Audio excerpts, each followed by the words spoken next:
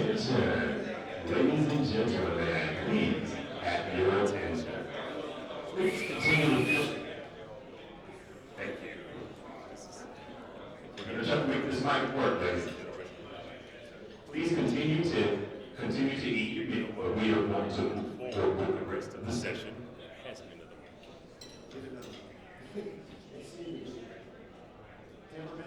Test, much more to. Test, much more to.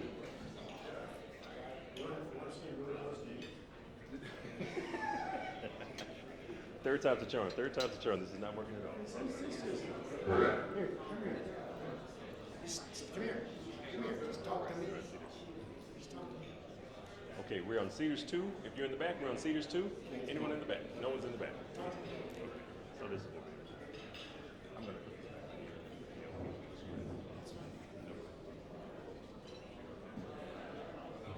Ladies and gentlemen, please have your attention. Thank you so much.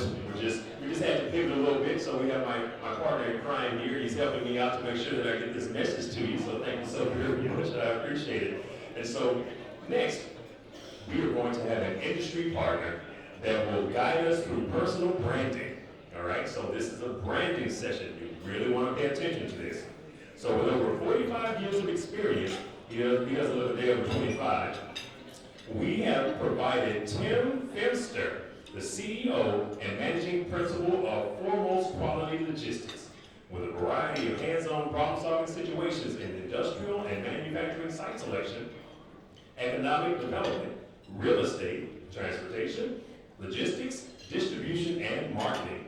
Tim is quoted frequently in the economic development, real estate, and supply chain press.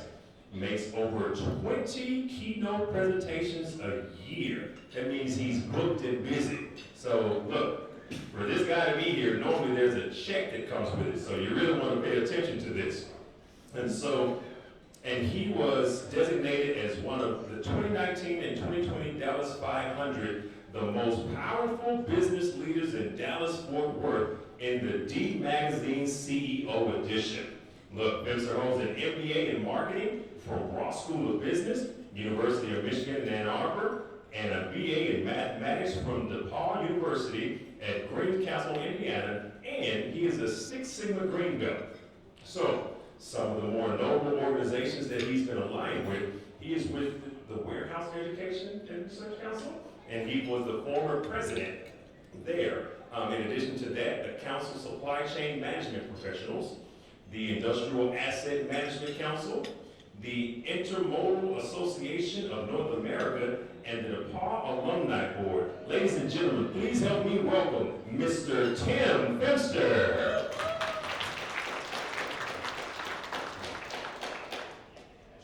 Thank you. That's my whole presentation. So, anyway, I'm going to talk about LinkedIn today. Really going to make sure that you get a chance to understand that this is your brand that you're talking about. You know, you've got to make sure that you're in a position to get yourself out into the world. I do LinkedIn because LinkedIn is not X. LinkedIn is not Facebook. Okay, LinkedIn is designed around being a business social media platform. Although in today's business environment in the United States, anyway, it has become relatively political, which bothers the hell out of me, quite frankly. So there's a lot of slides here. You have the advantage to come back to this group and ask them for a PDF of all the slide deck if you want it. Just make sure that it's a PDF so that you can't change anything on there. I've got resources showing my sources for a lot of the data that you're going to see here today. I don't want to get in trouble from that perspective. Just make sure you don't change anything on those slides if you show them to somebody else, okay? You keep that protection in place, okay? So, that's an introduction, question, Q&A throughout. If you don't understand something, raise your hand and I'll try to, keep track of you. But LinkedIn and Twitter and blogs and Google, etc. We'll talk about some of those things and then some next steps, okay? So how many of you have Apple phones and Android phones in the room, right? Everybody. Got it. How many of you text almost every day? Everybody. How many of you have Facebook account? Not that many, okay. How many have an X account? Okay. So how many of you take TikTok? Yeah. How many of you have Google Alerts? Oh, yeah, 1, 2, all right, Google Alerts. You know you could do Google Alerts, that's a social media platform that's relatively ubiquitous. You put out Google Alerts on there and they send you information on what you're asking for every day, right? It's cool. So I have Google Alerts on UNT and other things. So that's one you probably didn't hear of. Huh? And how many of you have a LinkedIn account? Ooh, boy, all those hands need to be going up. You all need to get a LinkedIn account. Because I think it's, how many of you looked at my LinkedIn profile today, before today? Anybody? Okay. Any members of CSCMP or WERC, WERC, Warehousing Education Research Council, or Council of Scientific Professionals? Poland is, I know, Dr. Poland is. Those are two professional organizations in the supply chain world that you probably should be considering even as a student. They have very low entry level memberships for students. I think it's less than $100 a year to join. I'm not sure exactly what it is now. But both of them are professional organizations in the supply chain world, and they have Dallas. They have a chapter in Dallas. Both of those organizations do, that you can meet with whenever they have a meeting in Dallas. So you can go to it. You pay a fee, sometimes $35 to go to the meeting, but I know your kids and you're broke, but you should still try to do it. Sometimes they'll probably let you in free if you're a student, I would guess. Why social media? There's a lot of resistance that comes. A lot of people say they don't want to be bothered with it and all that crap. You can read these slides when you get them to get more detail, but social media is basically the way of the world today, okay? We got to admit that, okay? We have a president who, that's his whole life, is to go out there on social media to get the world informed about what he's doing, instead of calling a press conference and having the evil press asking questions. But it's really important that you understand that you need to be professional about it if you're going to come across as professional to the customers you want to get involved with, and that's people who would hire you. Or even your customers if you're in a company and they're your clients, right? So you want to make sure that you do it professionally. There's the big 5 that are out there. I told you that. Facebook's really for business that sells stuff, really corporate branding, and also for personal. People put it out there for personal so that people can keep up with people over the years. I still keep up with some people in my high school on Facebook, but not very much. I don't use Facebook very much. YouTube, obviously, it's a lot of stuff out there. Twitter, Facebook. LinkedIn is the application for business.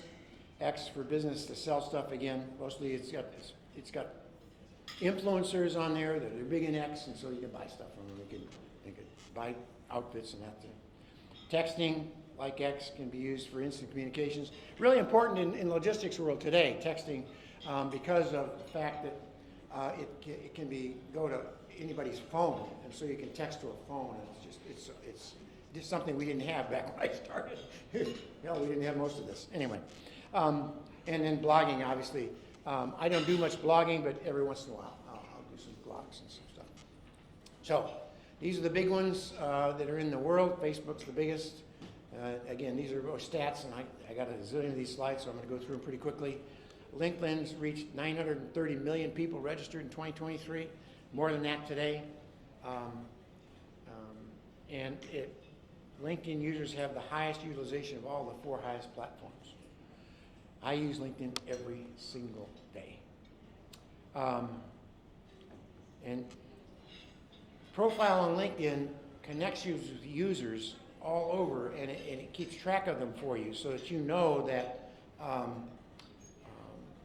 who they are and how they're connected to you. And I'll get to that in just a minute in terms of there's a number 1, number 2, number 3 connections on LinkedIn that make a difference, okay? So first thing to talk about is to make sure that, Justin Bieber,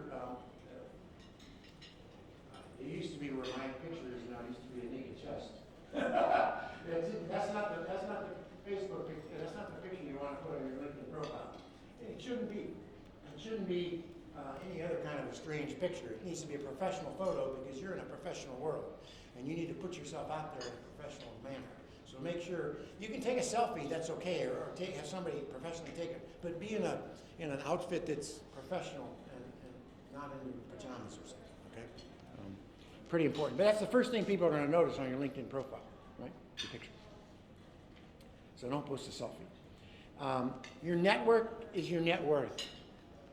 Something you really need to think about because Dr. Poland here, I met back in the 90s or 80s or someplace like that, a long time ago.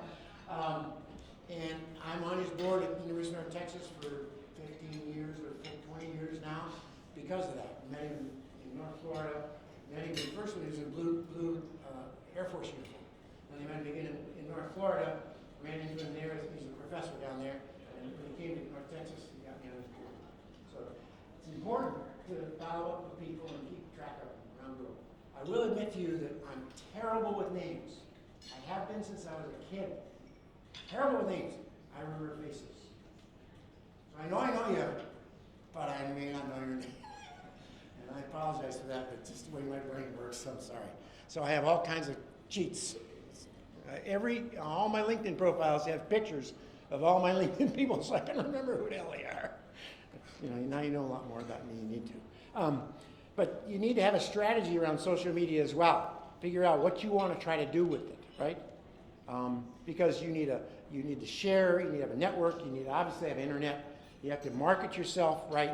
You have to communication correctly, and you have to connect with businesses that make sense to you. Okay.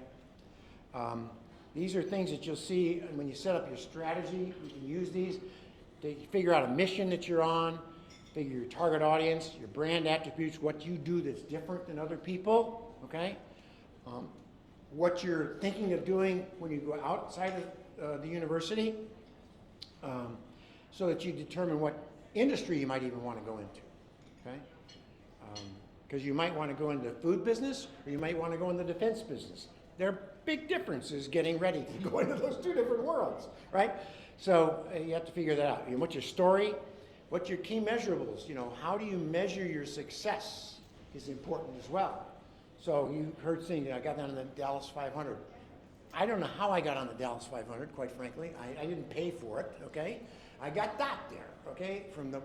Probably from a significantly number of posts I did on LinkedIn and interacting, and I'm working with the Dallas Chamber, and so I was in the Dallas community. I've been here since 1988.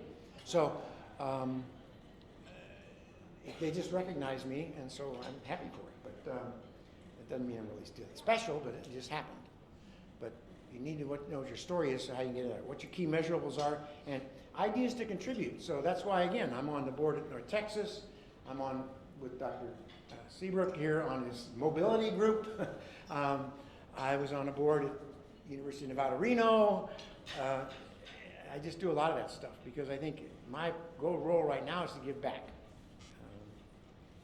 So this is some of the stuff that example of how you figure that out. And that's why I tell you get a hold of these things. But LinkedIn homepage, this is what it looks like.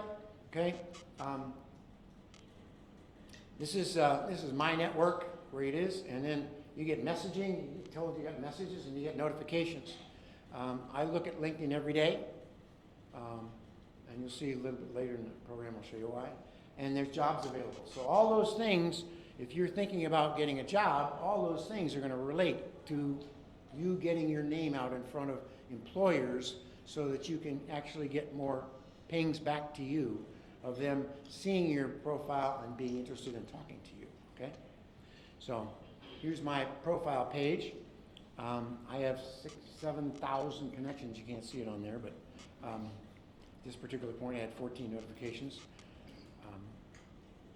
But you need to have a professional photo, and I'm a site selection consultant, so I put out on there a map of the United States and figure out, where should I put a building, right? Well, if I'm going to put a building in Chicago, well, that's where it's going to service, okay? Just to get people to visually think about it.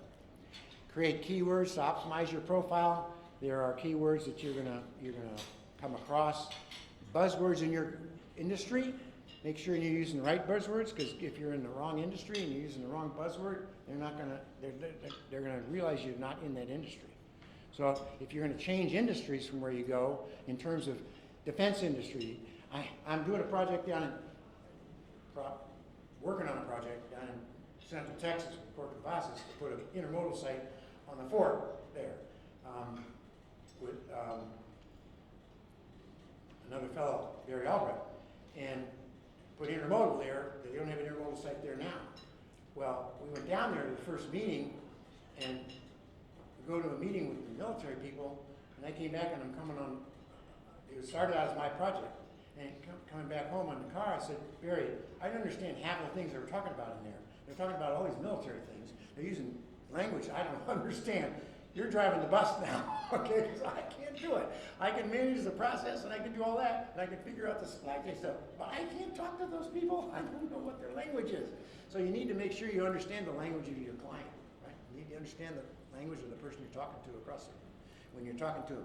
So if you go to a job interview, you better damn well research the client, the company, before you walk into that room.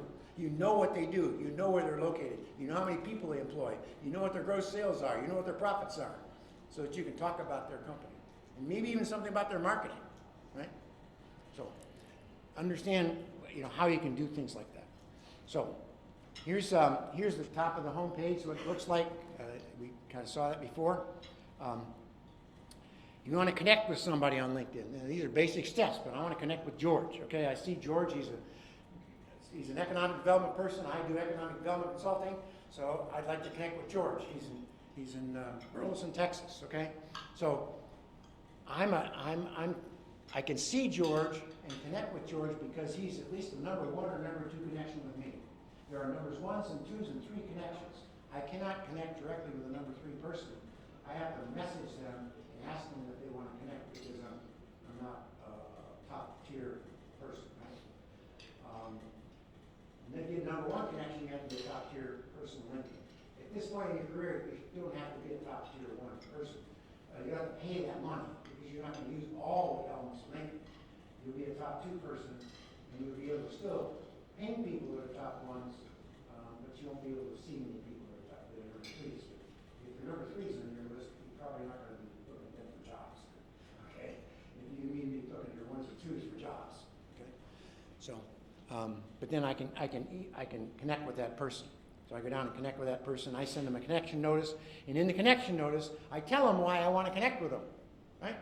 I give them a story. Right? I see you're in Burleson. I do economic development, site selection, strategy consulting work for economic development organizations. You want to talk to me? I'd like to connect with you because I like to follow Burleson. I'd like to see what goes on there, see if I can help you. I don't say a lot necessarily in the message, but that's what I'm thinking in my head. Right?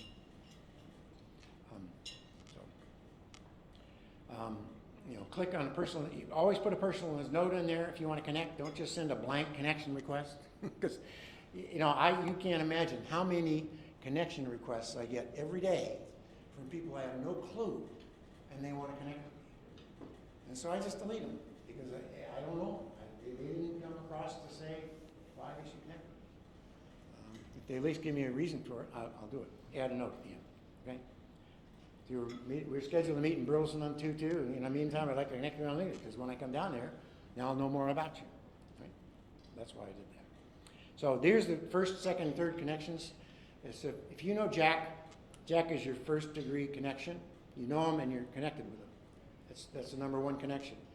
But if Jack knows Jill is your number 2 connection because you are connected to Jill through Jack. Get that? I'm trying to make this nursery rhyme. You get the Jack and Jill thing? No, he's not. Okay. All right. You, Jack and Jill. And then if you know Jack and Jack knows Jill, then Jill knows up to Hill. And Hill is your 3rd degree connection. So that's how you get down to 1, 2, and 3. You got to pay to get to 1, or just be a gazillionaire in terms of your number of connections. Always be strategic. It's not about quantity, it's about quality. If you have business network expansion, search connections, you can search connections, so you can search for the connections of the people that you're connected to, because you can get to theirs. If they're number 1 connection to you, you can see who they're connected to as well. You can search companies, you can search educational institutions you attend, okay, because you're going to find people there. Fraternal organizations, join groups, And we'll talk about groups in a little bit. If you've got a company connection, you can connect with coworkers. New areas of expertise, if you want to do that, you can get in there. Or job search. Beware of recruiters. I say this all the time because recruiters are in the business to make money, so they want to get your resume. They want to be able to, that's gold to them, because then they can sell that gold to the clients that they have, right? You need to control that in your own power as long as you can, and then give it out if it's needed to give out, okay? It's not yours to give away for free. So, because you'll get random requests on projects that you don't have any interest in at all, if you let that happen. Check out the people who request you for connection to determine if they're in your background. So you look and see what they do.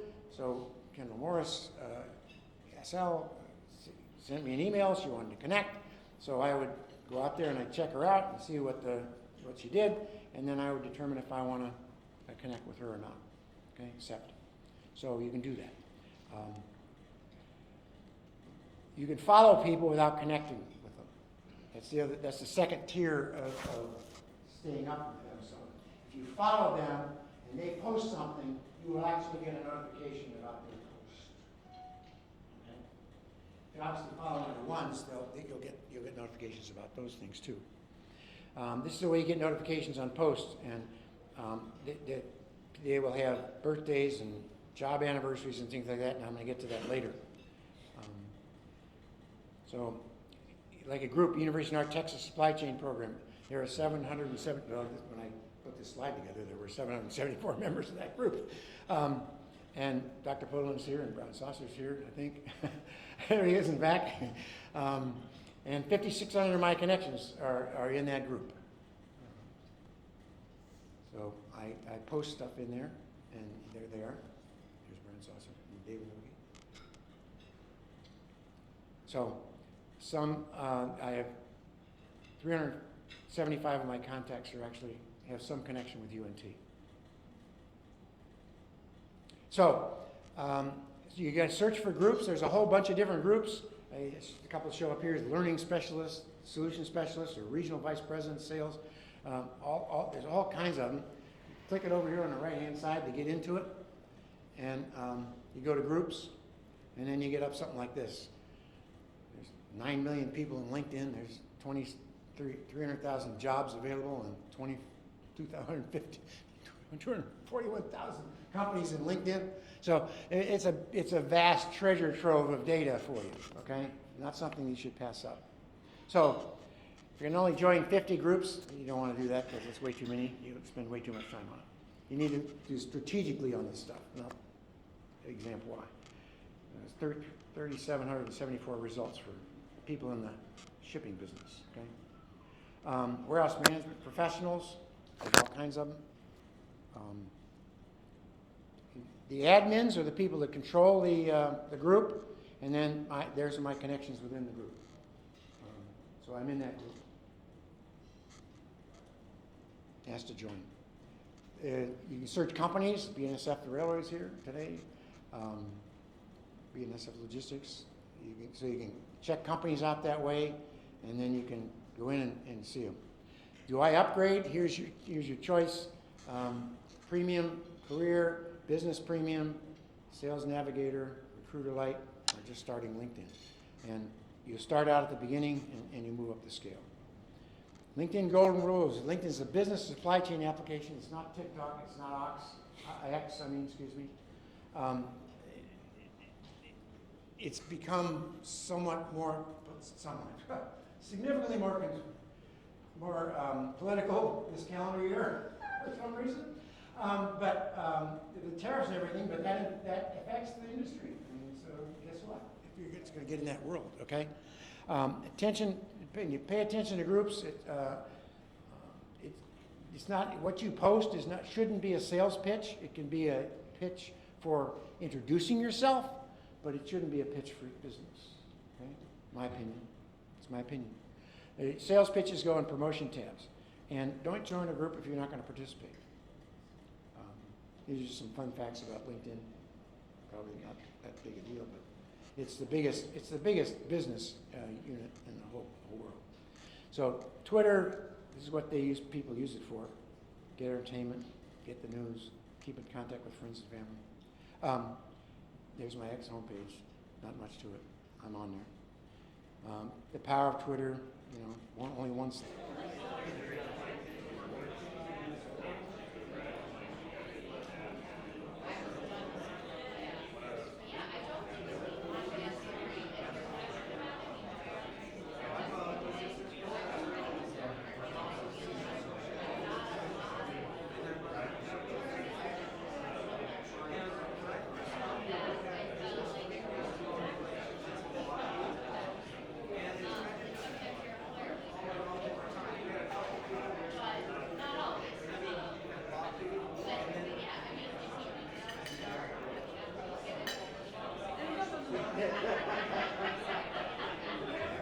Okay, 30 seconds, 30 seconds.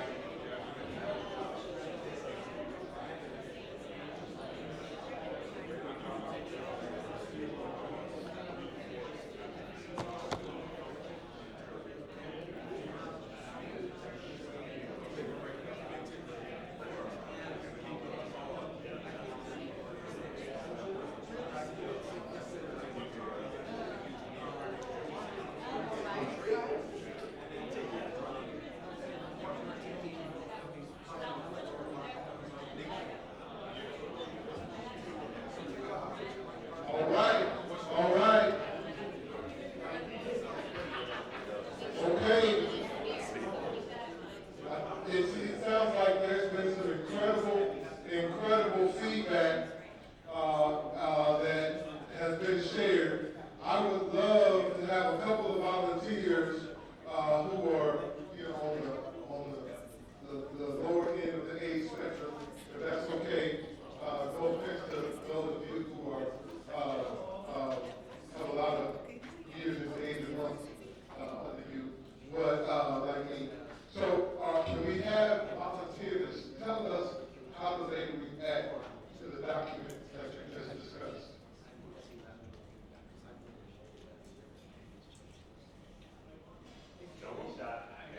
Yes, ma'am. Please tell us who you are.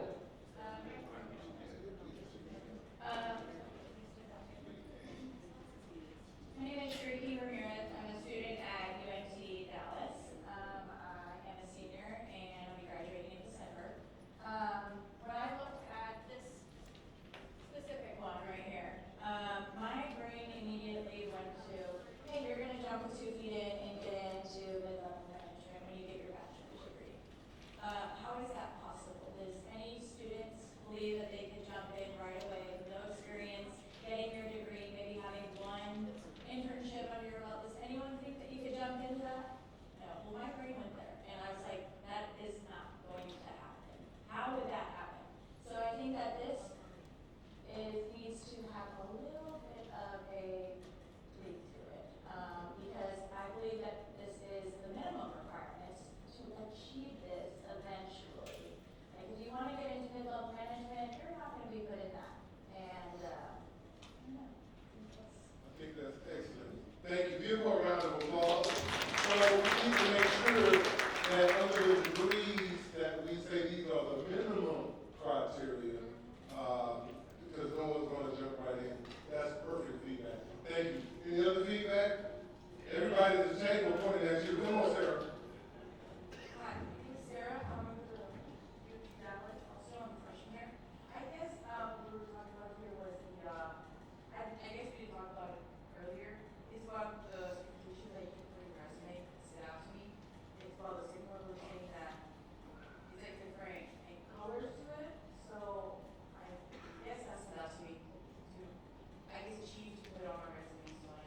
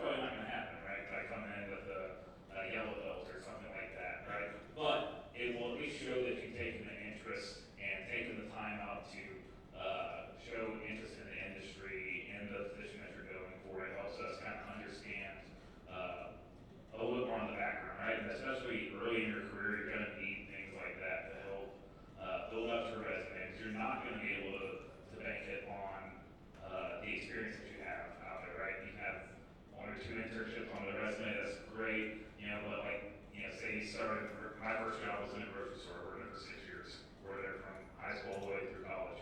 Right? That was great to put on my resume for the first job.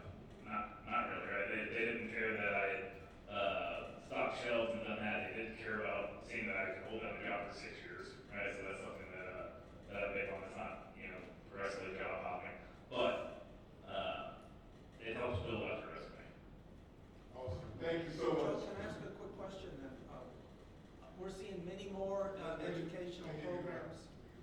Take both of them. We're seeing many educational programs now starting to do micro-credentialing. I just wanted to be sure, I just wanted to check and see if that's something you recognize or not, and whether it's viewed favorably. Okay, now I'm tired of all this walking. Y'all ask me. Okay. Yeah, so I think it's definitely something that we recognize. As, especially early in your career, the more days that you can get, the more focus, the more experience that you can get. All of these give you little data points of experience to understand what you're going to get into. So that's my thought on it. Excellent, excellent. Well, thank you all so very much for that point. Well, we got one more burning comment from an industry partner who does a lot of hiring. I think they get $1.2 billion worth of, did that get that right? Yeah. Okay. That's right. So I think the one that jumped out to me, and it's kind of going to your comment earlier about certification plus experience, is forklift operator. Man, if I could get some more certified forklift operators in my life to provide to warehouses, and what's beautiful about that is you get in there, you start running a forklift, you start using your RF scanner to scan, to understand the VOLs, to load the trucks, and understand what's going on from the ground up. Then you're going to start to not only have certification, but have the experience from the ground up. And then you start to understand, okay, what's the team lead doing? What is the warehouse manager thinking? How is he thinking about his shipping loads that are arriving and the shipping loads that are exiting, and all the logistics go in. So if you can understand not only just the certification, but man, get started with a little bit of experience and pair that with experience, then you will be poised for mid-level management when you come out with your advanced degrees. Because you can say, I understand this whole operation from going up and down on the hybrid forklift, and I understand exactly how load comes in and how it goes back out. So get started small would be my big request, my big ask. And if you get that going, that's going to start to separate you from people that have to be trained on site. Excellent. Thank you. That's fantastic. Well, oh yeah, that deserves a round of applause. So, again, I hope we will continue this conversation. Just by, you don't have to be polite. It's hard to hurt my feelings. But do you think this was a good use of time? Yeah. Good use of your time? Okay, all right. Well, we're about to close out, but before I hand it over to the voice of the DFW, when we close out, I want us to take a group picture, and so we'll take a group picture. We'll be quick, but don't hurry, and then the back of the room, and we want to capture this moment. But here is the voice of DFW. Well, give it up for the man with adjectives over here. Look, be quick but don't hurry. Look, I'm going to be using it every day, and I'm going to take credit for it. I'm just letting you know. Don't be too mad at me. Look, I want to thank everyone for joining us today. Before I bring up the person that's going to get us out of the room, I just wanted to make sure that I provided just a small amount of insight. Every student in here, look at the individuals that are at your table. Look at the individuals that are at your table. Do you think that these are the people that you're going to be competing with for jobs in the future? Do you think these are the people that are at the table? Well, the one thing that I can tell you is that the people that you're going to be competing with, it's not necessarily the person sitting across from you, but the people you're going to be competing with are completely other nation. This is a global market that we're in. When I was young back in the 1900s, back in the good old days. Good old day. Good old days. Look, they used to have us look at each other and they say, hey, you gotta make sure that you're better than Johnny here or Susie there or this person here. And that was that's how we challenge ourselves. You gotta be the best in class. You gotta be the best in class. Unfortunately, that's not good enough anymore. beyond where you are. There are individuals out in nations that are practicing twice as hard as you. No matter how far you're going, they're going twice as hard. And when you think about what your tomorrow looks like, you have to consider that. You have to consider that you are going to be competing against people that you don't see. You're going to be competing with people that speak different languages. You're going to be competing on a world stage. And if you look at it that way, the way that you approach your assignments, the way that you approach going to class, the way that you approach how you spend your time, it changes. And so what we're attempting to do here is to let you know what the options are. Another element that I don't know if it was discussed today, mentorship. It is so hard to capture tomorrow by yourself. I understand, I said it earlier, there are some people out here that, you're not an outspoken individual, and I get that. I completely understand it.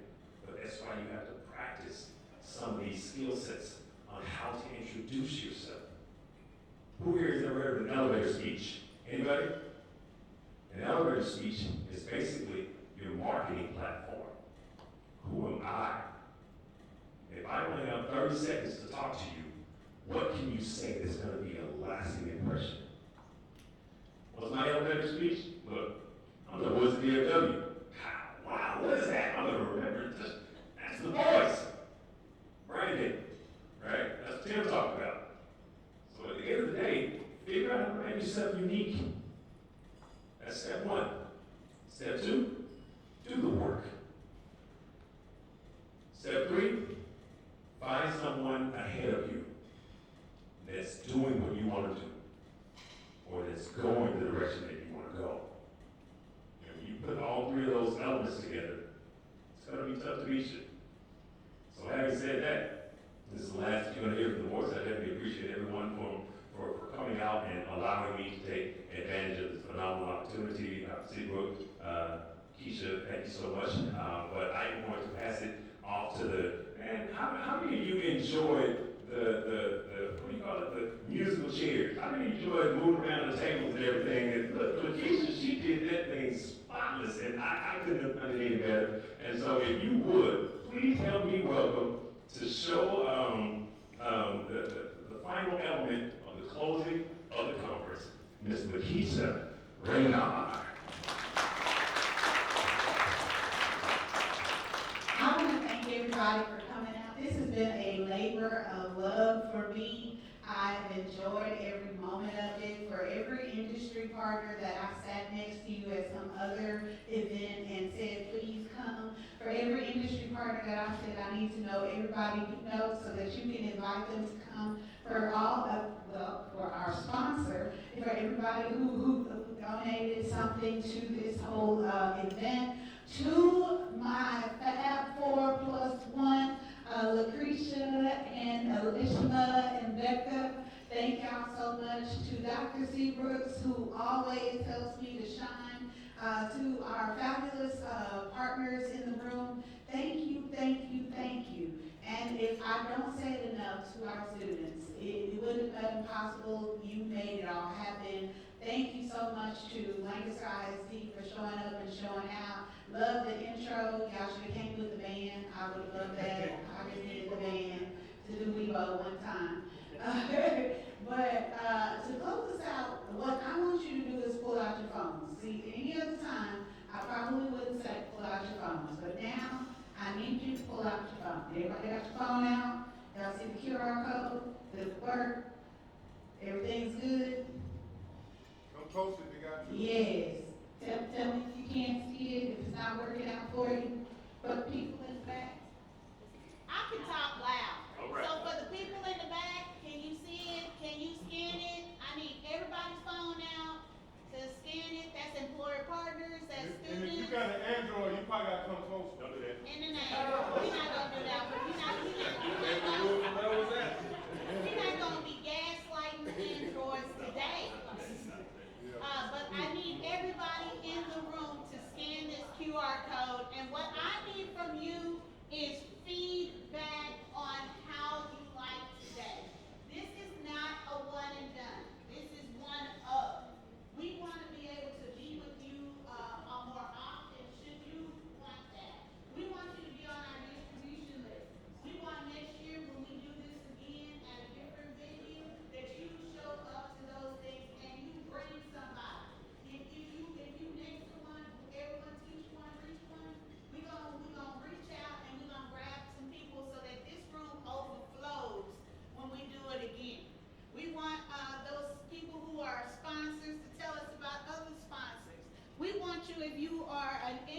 industry partner to say that you want to come with us on this journey with freight mobility and logistics sector and come to our quarterly meetings. We want you to help us to be better. So if you can take some time, it has some branching, hopefully I did it right. And so you're gonna first select where, you are in this status: student, faculty, industry partner, sponsor, nonprofit, what have you. And then that'll give you a different set of questions. And you're gonna tell me at the end if you want me to contact you or not. And if you do, that's when you're gonna give me a name, a organization, and email address at the end. It only comes up if you say, yes, I do want you to contact me. That's probably not what I said. Don't go by there. It's something like that. But anyway, you won't get to that particular one. But I need honest feedback on what did you think and how we can be better. Because this only works if we do it to the scale that you would like to see it in. Is that cool? It's gonna take y'all a few more minutes. And then when you finish, I'm gonna need you to put your phone down. That's how I know that you're done. Don't still go on Facebook, Instagram, TikTok afterwards and do other stuff. Don't start talking to your friends and all of that. Just that I need you to put the phone down so that lets me know that you're finished. I'm walking around. Don't make me do it crying.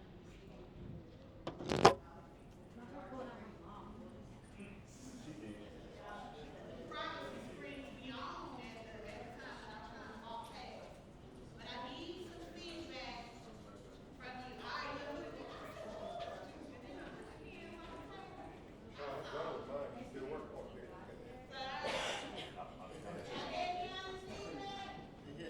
No, no, no? I lied. See, I don't know why she gotta be honoring. But anyway, honest feedback. Don't puff me up. Tell me how you really liked it. I can take it. Dang. Also, if you really want to, if you haven't already, if you get to the bottom where it says any additional comments, you want to note like one specific person you met today. I feel like that's always cool because then we know who's really talking. If you can remember their names, because for some people, that's a challenge. So. All right, I see a lot of phones down. That's a good thing. Thank you so much for being here. I'm gonna let the fabulous Dr. Seabrooks, I don't have many adjectives here, so it's always just fabulous. All right. So as you wrap that up, I want to acknowledge Team Lakeisha. Can y'all stand up, please? If you are part of the Lakeisha team, can you stand up? Let's give them a round of applause. Thank you. I appreciate that. And I gotta acknowledge my boss in the room. Rolanda Price sitting in the back. She was here supervising me, so hopefully I did a good job. Thank you, Rolanda, for making sure I got here on time and all of that. And with that, I love to have us go take what I hope will be a tradition, a group picture of all of us together. Now, I'm going to guess that we might need some chairs. And so those of you who have big muscles and extremely athletic, if you can grab a chair, just one, and meet us in the back. And maybe we'll start with the chairs that are in the back and we can get a symbol for picture. As soon as we get this picture, as soon as y'all get out of here. So can we do it? So let's be quick, but no hurry.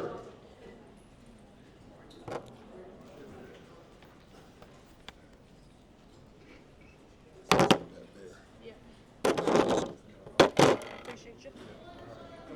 I'm coming.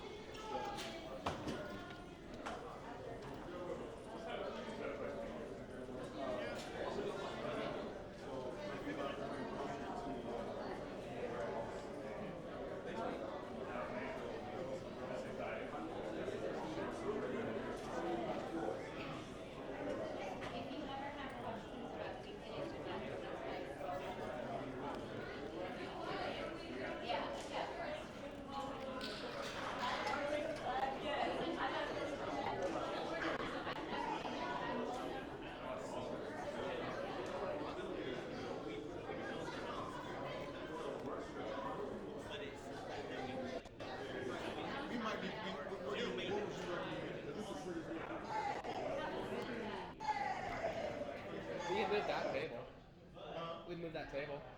Okay.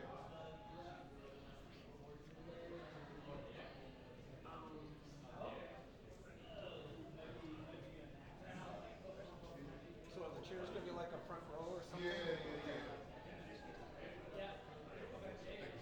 Thank you, sir.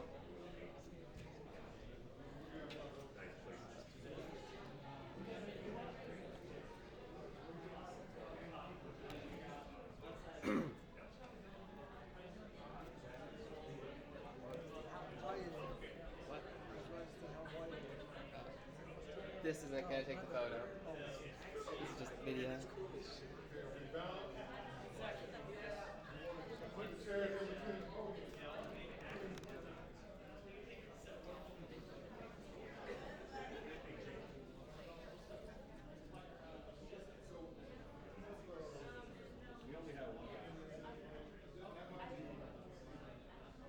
That might be, let's see.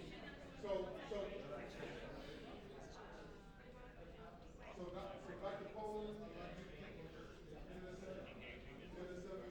Lakeisha, I'd like you to sit right here in the middle.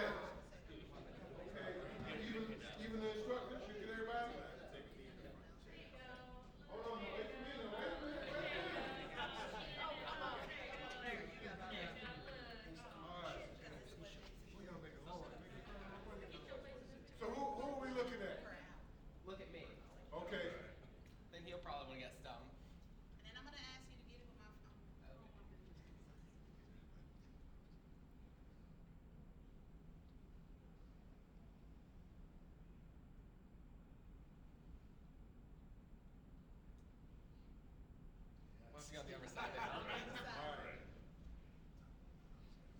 This is a great problem to have, that you can't get us on.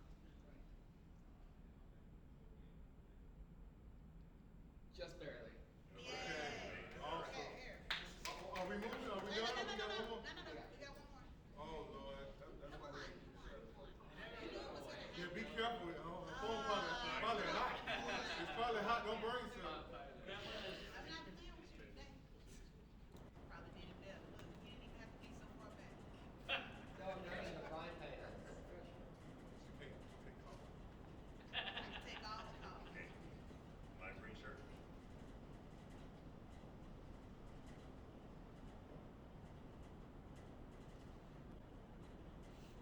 Get it? Thank y'all for the note for me. Everybody from UNT, go in front of the banner. Everybody from UNT, go in front of the banner. UNC? If you're from UNT, go in front of the banner. We're doing this right now. One second, one time. Go in front of the banner. UNC and UNC students, faculty, students.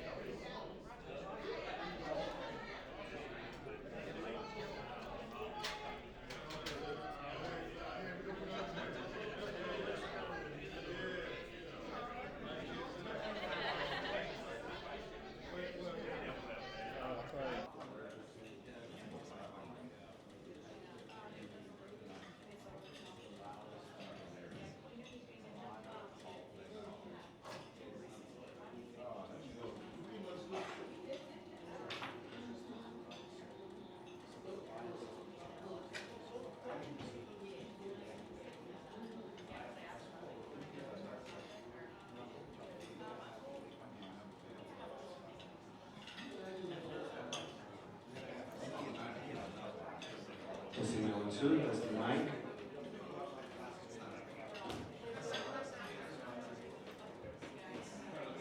Testing 1, 2, testing mic.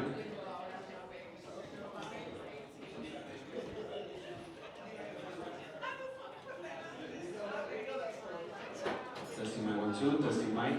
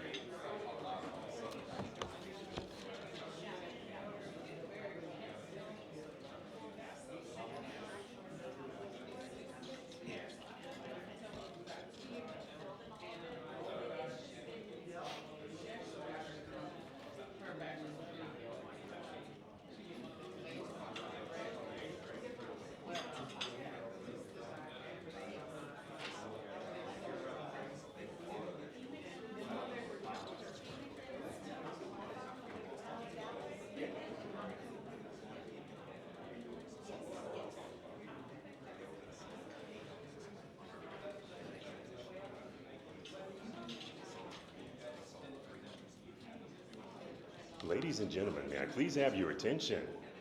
Ladies and gentlemen, may I please have your attention? I've been advised that I need to give you the Wi-Fi code and the password. We are adjusting. Thank you, sir. Thank you, sir. Can you hear me? Okay, let's try this again. Ladies and gentlemen, may I please have your attention?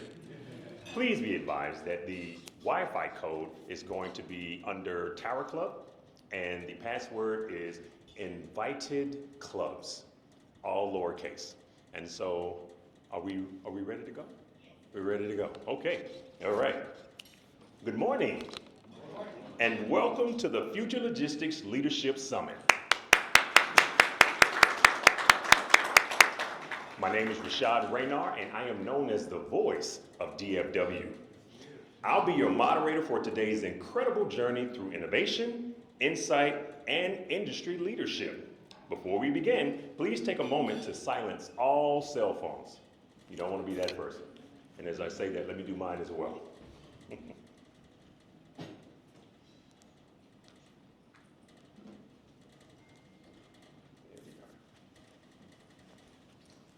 So, let's begin by inviting a few of our key leaders to help us open today's summit. Please help me welcome to the stage Dr. Joe Seabrooks, president of Dallas College's Cedar Valley campus, and Dr. Terrence Poland, representing the University of North Texas and one of the lead architects of the NSF Texoma Logistics Innovation Engine. Wow. Awesome. Well, good morning. Good morning. If the breakfast is good, say good morning. Good morning. If you want some more, say Okay, I know, that's my son, he said that. Listen, again, my name is Joe Seabrooks. That's in 2 bodies of water, one salty, one fresh. And I proudly serve in the president's office at the Dallas College Cedar Valley campus. And one of my responsibilities are to lead industry sectors. And Dallas College has divided up into 9 industry sectors. And one that I have the most privilege to work with is freight, mobility, and logistics. And most of the people who are here today has been a part of that initiative. And this is the most critical event that we believe that needs to occur on an annual basis for 3 reasons. Number one, these bright, brilliant minds that are college students are absolutely ahead of the curve. But I guarantee you, most of you, when people ask you what you're majoring in, and you say logistics, they kind of look at you strange, right? Well, most people have no idea what that means. But as my son tells me, that everything that you see, from the carpet to the glass in the windows to the light bulbs to my tie, my clothes, my shoes, came on a truck. And at some point, if the logistics supply chain is disrupted, our way of life is over.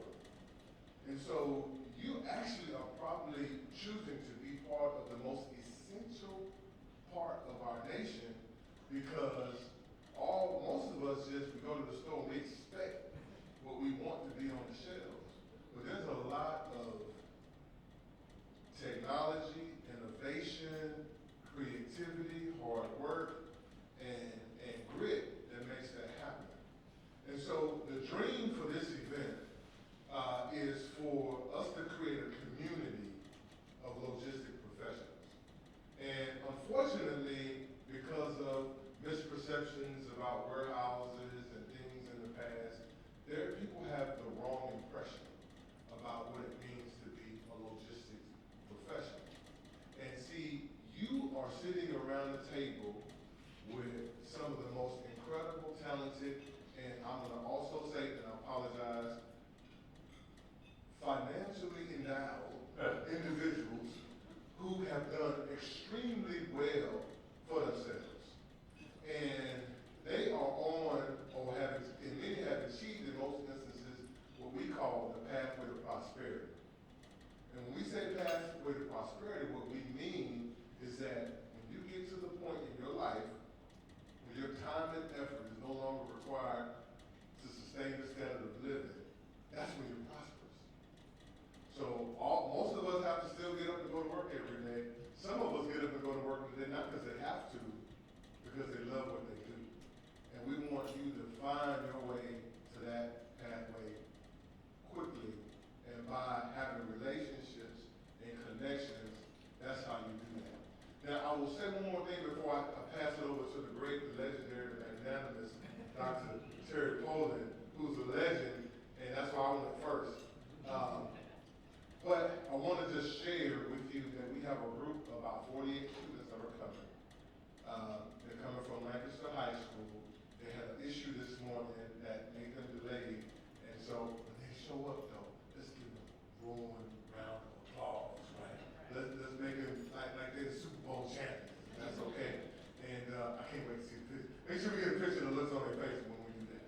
And so with no further ado, thank you for being here. Thank you for being ahead of the curve. Thank you for understanding what it means to make our country go. And with no further ado, the legend, the myth, the legend, the man, Dr. Terry Poland.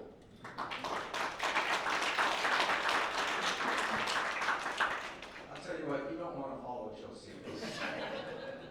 But anyway, I want to thank all of you for being here. I particularly want to thank Dallas College for this event today and doing all the planning and putting it together. We were working together as part of the National Science Foundation grant to create a logistics innovation ecosystem within the North Texas, southeastern Oklahoma region. And so some of the discussion that you're going to hear today is going to be, how do we prepare our students for the future? The way we perform logistics today is going to be very different 5, 10 years from now. We're going to see autonomous systems, artificial intelligence, machine learning, a whole variety of new technologies being put in place. And, looking back, I'm a retired Air Force officer, all in logistics, been at UNT, I don't want to admit it, 24 years. You can start adding up the years, figure out how old I am.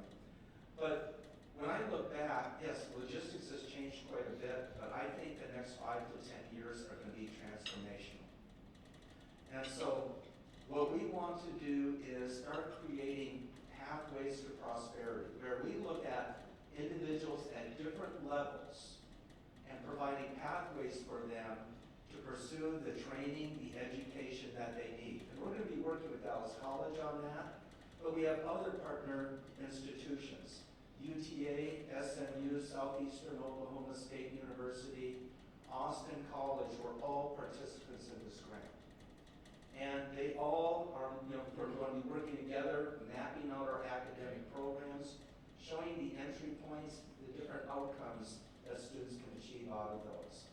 If we are successful in doing that, we will have a program that nowhere else in the country is doing that. And so I think this provides a very unique opportunity because with DFW being such a logistics hub and being able to show individuals how they can move up into different types of positions and what institutions support those, I think that's going to be just a phenomenal opportunity, a phenomenal document that we can hand to people in the future and prepare them for that transformation in logistics. So with that, I know we need to move on with the program. And who do I hand the microphone off to next? Okay, well, back to the voice. Thank you all very much for being here today. Thank you so very much. Please give a round of applause.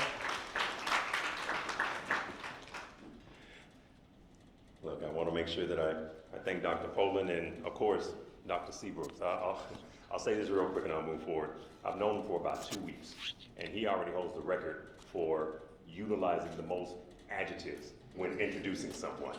Look, he's fantastic, magnanimous, all of these other things. Hey, every time, legendary. Every time I talk to him, I learn a new word. So look, thank you guys so much. Definitely appreciate that.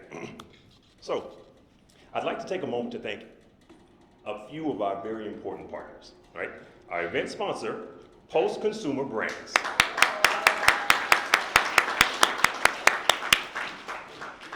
Next, we have Sycamore Services.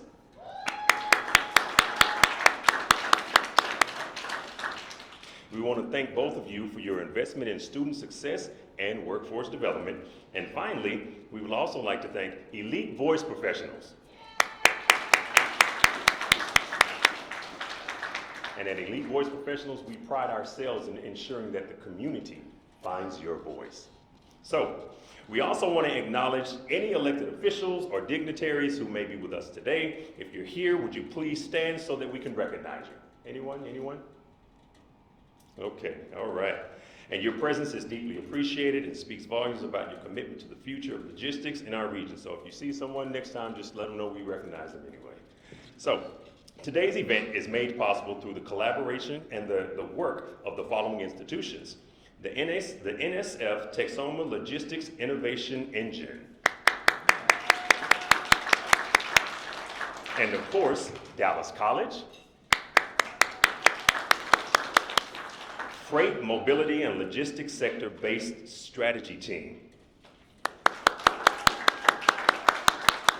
We are honored to recognize our key personnel and institutional partners. The University of North Texas, Southern Methodist University, the University of Texas at Arlington, Austin College,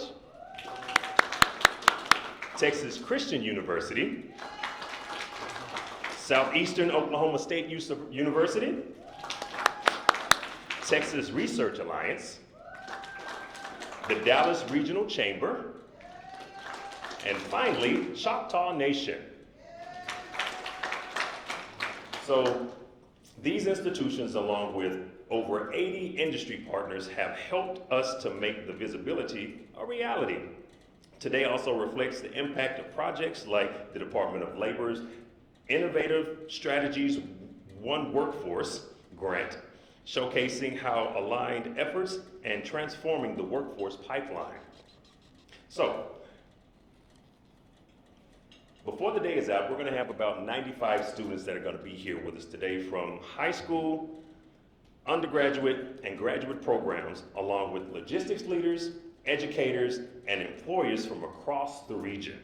This is your space to learn, connect, and engage. A few housekeeping rules. If you need to use the restroom, it's going to be out this door, make a right, is there one closer over there? There's one on both ends. Okay, so pick an end, head that way, and you'll see the restrooms. And for those who are still attempting to gain access to the Wi-Fi, as I advised earlier, it's going to be Tower Club, and the password is Invited Clubs, all lowercase letters. The good part that we're looking for here, if you parked in the hotel garage, be sure to validate your parking before you leave. There will be a discount for your parking. And so I'm sure all of us are looking for that discount. So we will have our first round of table discussions, allowing you to gain invaluable insight from some of our industry's most highly sought after talent.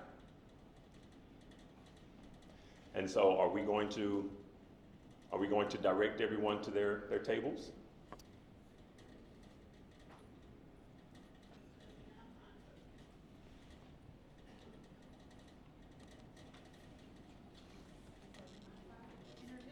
Sure.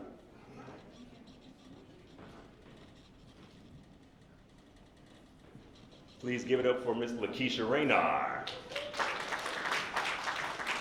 So I didn't get the privilege of thanking you all for being here today. I am so excited about the discussions that you are about to have at these tables. So we might be about to play a little bit of musical chairs.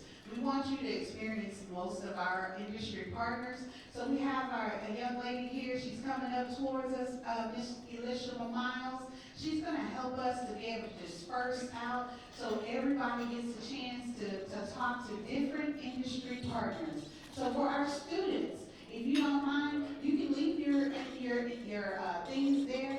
We're just going to move you over to a different table. If you want to take your things with you, that's fine as well. But we're going to space you out. So let me help her out with this table.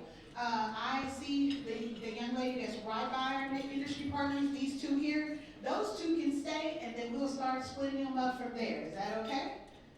All right. So those two stay, and then everyone else would be dispersed.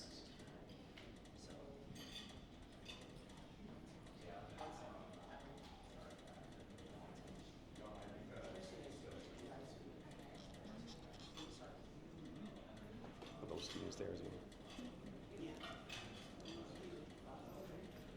And then at table 4, are there only 2 of you at table 4? Tell me how many students do we have at table 4? We have 4. Do you mind giving me 2 students to stand up? Go ahead and help me out. And I'm gonna have you just to shift and move to the back to that table behind you. Sounds great? Thank you.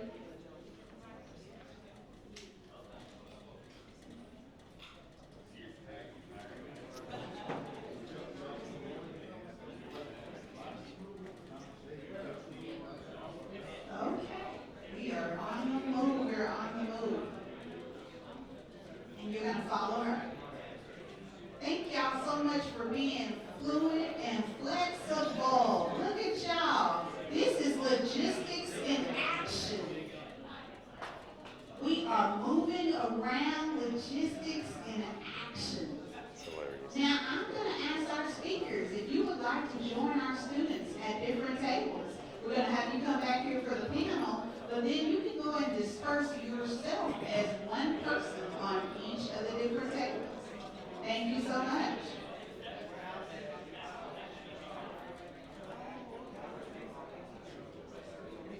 And for our sponsor, do you mind also finding a table with students and joining at specific tables? Thank you so much. Look at it. Oh, this is looking gorgeous. It's gorgeous, it's gorgeous. And then finally, Texas Higher Education 48 Board, do you mind finding a table as well, ma'am? All right, this is going great. Love it, love it.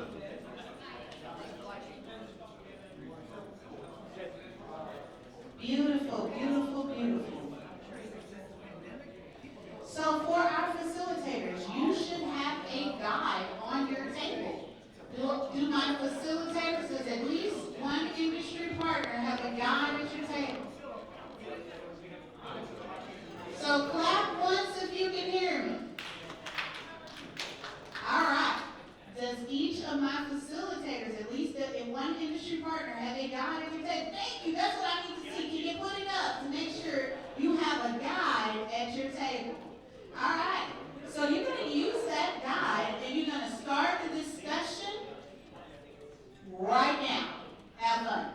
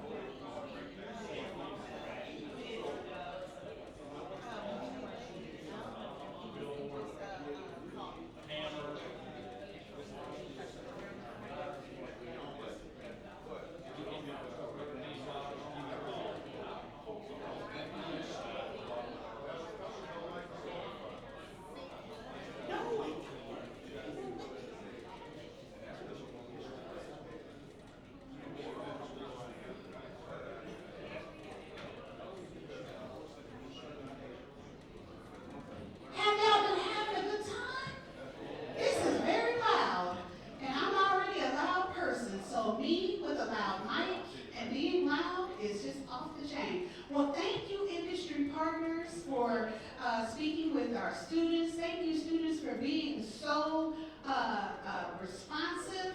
Now, we have the high school students coming. Remember what we're supposed to do? We're supposed to give them a big round, like we've been waiting on them all day. So, if you're about to move, wait a minute. So, I need all of my industry partners to please stand up, and that includes my faculty, TAPCB. If you are not a student, I need you to stand. All right, help me out. Okay. So, post, wherever you are, where you at, post? Okay, I need you to move first. Move back to your seat. We play in musical chairs. Where my speakers at? Speakers, if you're going to be on the panel, come on back over here to this table. Okay? We're going to go that way. All right, if you are a speaker, that means you're going to be on the panel. That'd be Caitlin, Tim, Jalen. I want you all to move back to this table. So there should only be 4 people coming to table 1. All right? Okay. So then, I'm looking at you, table 3. Table 3, there are 3 of you. I need 2 of you to go to one of each of the back tables that are not taken. So take one and take your stuff. This is gonna be where you're gonna live now for the remainder. All right. You're gonna have to help me go faster because I gotta get to other tables. All right. Okay, you can go back to this table. Okay, that needs to be, I have one person staying though, right? I need one of y'all to stay. Okay, that's you then, because you're the only one still there. All right. Okay. All right, so I'm looking at you, Brandy. Can you shift 2 tables behind you? Shift back. All right. Woo! Ooh, they coming. I'm not going fast enough. Okay, sir, go to the table behind her. All right, Mark, go 2 tables back. All right, oh goodness, they coming. Ernest, go 2 tables back. Okay, now she gotta go check them in, so this is gonna take a little bit. They gonna walk them right in. Okay, Ernest is going 2 tables back. And do I have somebody, do I have industry partners at every table? Miss Elishama. Do I have industry partners at every table? Ernest is coming. Let me know. I need one more. Terry, do you mind? Dan. Go back there where she is. She's going to tell you what table to go to. Wait. Freeze. No. You froze. Okay, unfreeze, because I don't want you to fall. Okay, do we have one at every table, Miss Elishama? We good? All right. Everybody else can sit back down. Okay. I don't want too many industry partners at the table, so no more than 2. So if you're still at the table and there are 2 of you, I think I'm looking at table 9. Table 9. Move to a different table. Okay? Sir, who has the brown jacket on, go ahead and move Miss Brandy right there. Good job. All right, we are good to go. Everybody's at the table? Okay, so students, can your students stand up now? I need my students standing. All right, that should be everybody else. Huh? Sit. Yes, ma'am. I'm so sorry. I wasn't paying attention. Is there somebody else? What happened to Terry? Terry, you are standing at that table though, right? Okay, cool. I just want to make sure.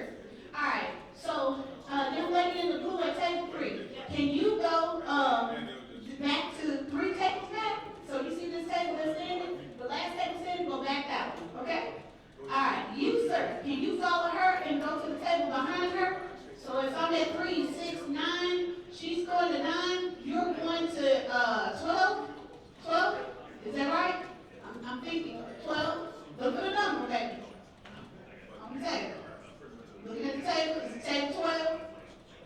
Okay.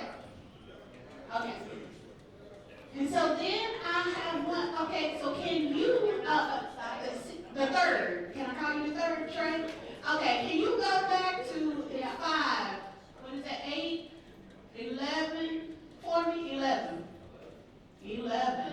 All right, and then, sir, you look, Okay, 1, 4, 7, 9. Can you go 9 for me? I don't know, somewhere around there. I might be off. You know what I meant. Where Mr. Lishman is at. There you go. Oh, I'm sorry. One more back. Where Mr. Ernest is. Go one more. All right. Okay, so I'm looking at this table now. So what am I at? Was it 5? What is your table now? Because you see me looking at you. What's your table number?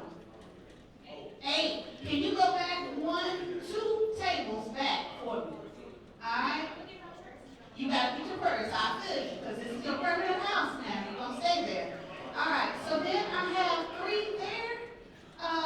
Let's fill in the rest. I'm gonna have to move now. I can't see. Come on, we're gonna walk you. Can I get you to come with me? And I want you to go with him. Mark. Mark, raise your hand so they know that you're coming. Okay. And then you, ma'am, can you go to that one on the end? Go over there, over there. Oh, wait, Dan is longer. So Dan is 17.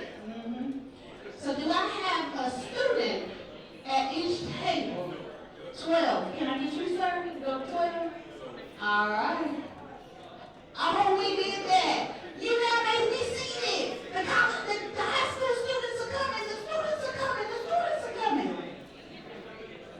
All right. Look, we have students that are going to be coming here to see you. So when they hit that door, they need to know that they are loved and appreciated. So can you give me a little enthusiasm and excitement when they walk in the door? Can we do that? Can we do that? Can we do that? So yeah, all right. Look, I trust you guys. I trust you. I know we can make this happen.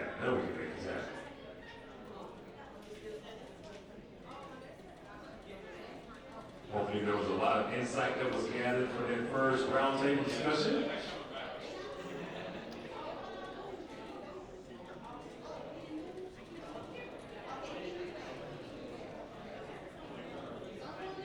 And as we speak about logistics, I want to thank our table movement coordinator, Ms. Keisha Radar, for doing such a phenomenal job.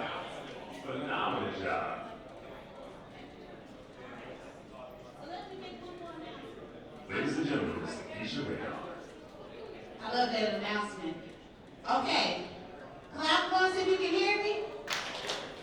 Okay, we are doing logistics in action, right? Listen up. Did you leave anything at your past residence? I am your leasing officer, your project management team that says that I need you to vacate that previous premises.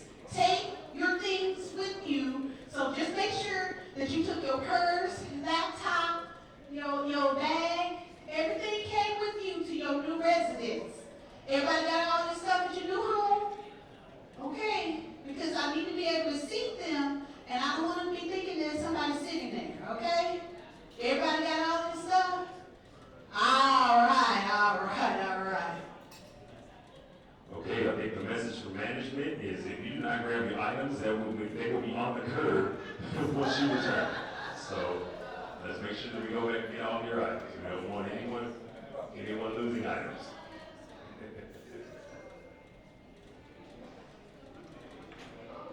So, Lakeisha, are we gonna wait until they come in before we? Okay, all right.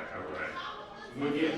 So that's what I was gonna say. So we're just gonna give them another 5 or 10 minutes. So please feel free to meet and greet with the individuals at your table. Remember, we're here to network. So if you see a face that you haven't recognized, if you see a hand that you haven't shaken yet, please make sure that you go ahead and shake that hand, speak to that person, and give them an encouraging word. Let them know where you're from. Feel free to take selfies as well. If you have an iPhone, my condolences to those.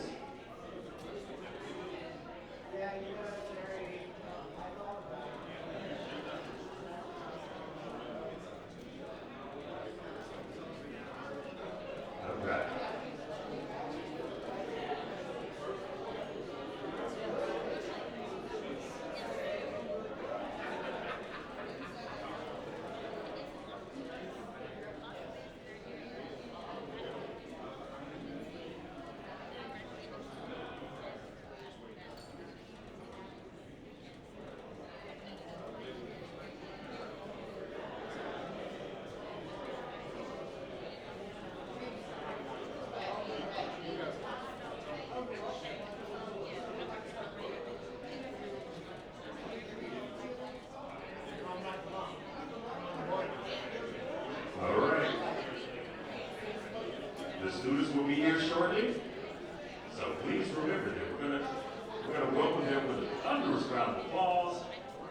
excitement, cheering, letting them know that they are appreciated as they are the future leaders in logistics.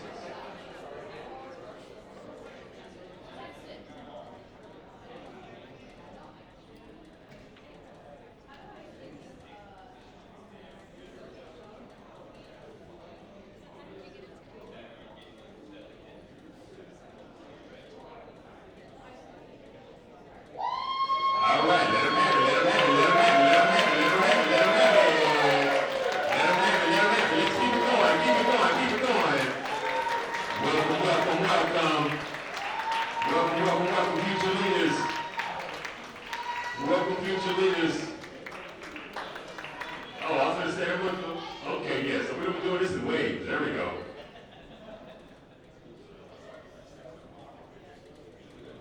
We're so glad that you made it, so glad that you made it. Feel free to grab a seat, introduce yourself, shake a hand. The industry partners do not bite, I promise.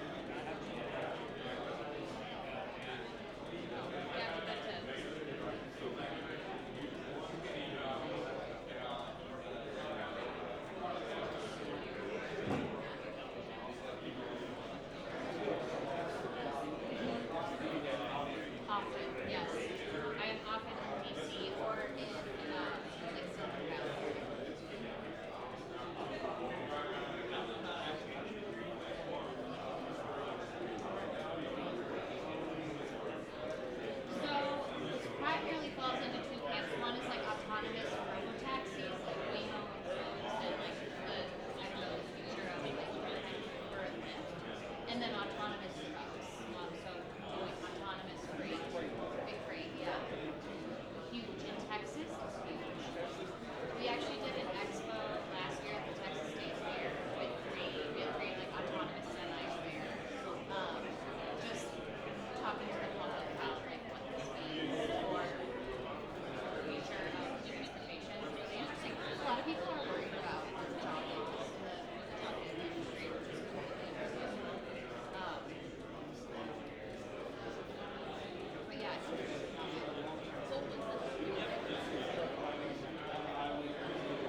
Yeah, and so in Texas, supposedly this month, we will, that will happen. So like autonomous semis aren't All right, all right, all right. Let them have it, let them have it, let them have it, let them have it.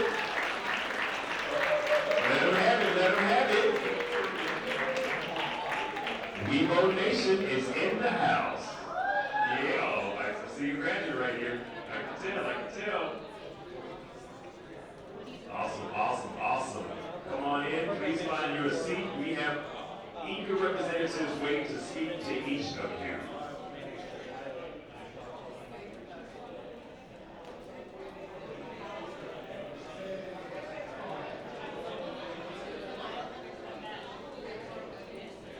a lot of the same technologies not published trucks are being used in defense as well. Yeah.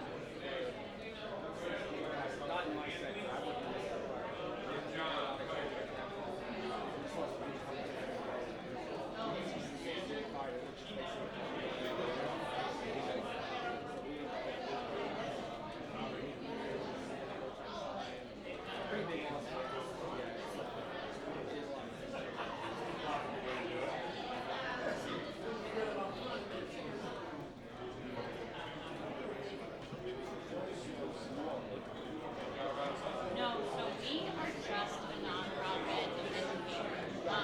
We have members, and our members are like companies that are making autonomous vehicles. We don't lobby, but what we do is like we actually use the role of autonomous vehicles as part of our life in the future, like we're implementing it. And people are hesitant to trust. We're not particularly involved with Tesla because they, like my personal opinion, they're integrated system, which is really interesting. They're like full self-driving system, which is not but yeah, Tesla is in a lot of conversations. It's interesting because I think Tesla's a great business and they make a really amazing car to drive and it has created some confusion, I think. What did you? Can we test your mics real quick? Can we test your mics?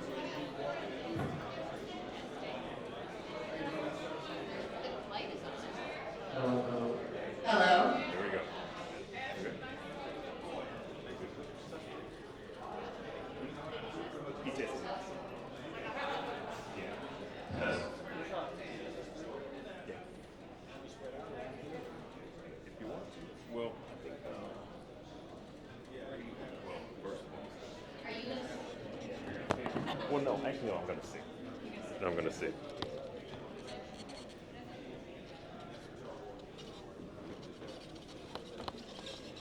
Okay.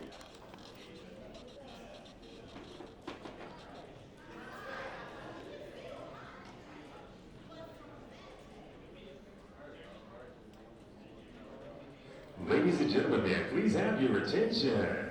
Ladies and gentlemen, may I please have your attention? Look, I just want to first of all give recognition to our special guest. Please help me give a large round of applause to our special guest from the Weebo Nation from Lancaster High School. Look, we definitely appreciate it. I heard you guys going through fire drills and everything up there, man. So we appreciate your dedication to be here today. And so we're going to continue with the remainder of the program. The logistics industry is a dynamic and rapidly evolving sector that plays a crucial role in global supply chain management, and some of the key trends include the elements such as e-commerce growth. That's the rise that has significantly driven the demand for logistics services and volumes reaching over $6.5 trillion in recent years. Trillion with a T. Technological advancements. The industry is witnessing significant investment in automation, artificial intelligence, and data analytics to enhance efficiencies and customer service. And sustainability. Companies are focusing on sustainable practices, including reduction of carbon footprints and environmental friendly packaging. We can continue to go on, but we're kind of short on time here, so we're going to jump right into this panel. It is now time for our panel discussion, where we will explore the most pressing challenges and promising opportunities in the logistics industry, providing students and professions with real-world insight. So if you will, help me welcome our panelists. We're going to start with Mr. Daniel Norris, Senior Vice President of Supply Chain Solutions with Kitco Group. Give him a round of applause. Next, we have the Director of External Affairs from the Partners of Autonomous Vehicle Education, Ms. Caitlin Magny Miller. Please give her a round of applause. And last and definitely not least, Global Supply Chain Manager from Lockheed Martin. Please welcome Jalen Burnett. So if you don't mind, I'm going to get a little comfortable here with you guys, and we're going to have some great conversation. And let's start with you here, Dan. What do you see as the biggest challenges currently facing our logistics industry? Yeah, so from my perspective, the obvious answer is skilled labor shortages as we go into a further focus on automation and AI and that application in the logistics industry. So that's why we're here. We're excited to see some of the youth of the area that's interested in getting involved in the logistics sector. There's a ton of opportunity for growth, and that's one of the things that we want to make sure that we get across today to you.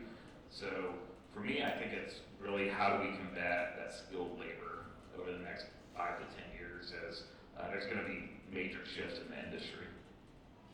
Very, very insightful. Jalen, what would you say is a set of the largest challenges facing global supply chain right now? I would say. So I would say, from a global supply chain perspective, the biggest challenge that we see right now is trying to create redundancies within the supply chain and avoid single points of failure.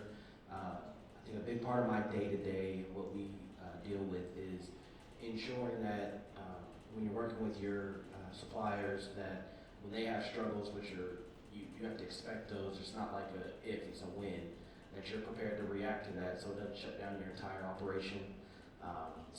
And there's a lot of different ways that can be accomplished, but none of them are simple. So really figuring out how to get the correct people and the correct tools in place to be able to, again, create opportunities so that you can obtain your resources from more than one source. I don't know if you noticed, but both of them said something similar in how important it is to ensure that you have the right people. There are tons of opportunities in this space. All that you have to have is the desire to go and seek. If you have the passion, if you have the will, if you have the desire, the industry has the space. And I want you to remember that. Caitlin, if you would, help me understand, how are supply chain disruptions, labor shortages, and global trade policies impacting operations? That's a great question. And I will say to start, I'm not a supply chain expert. My background is really in autonomous vehicles and specifically autonomous freight.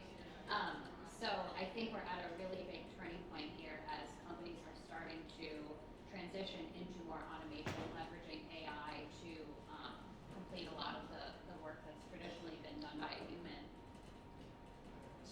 Switching mics. Oh, here we go.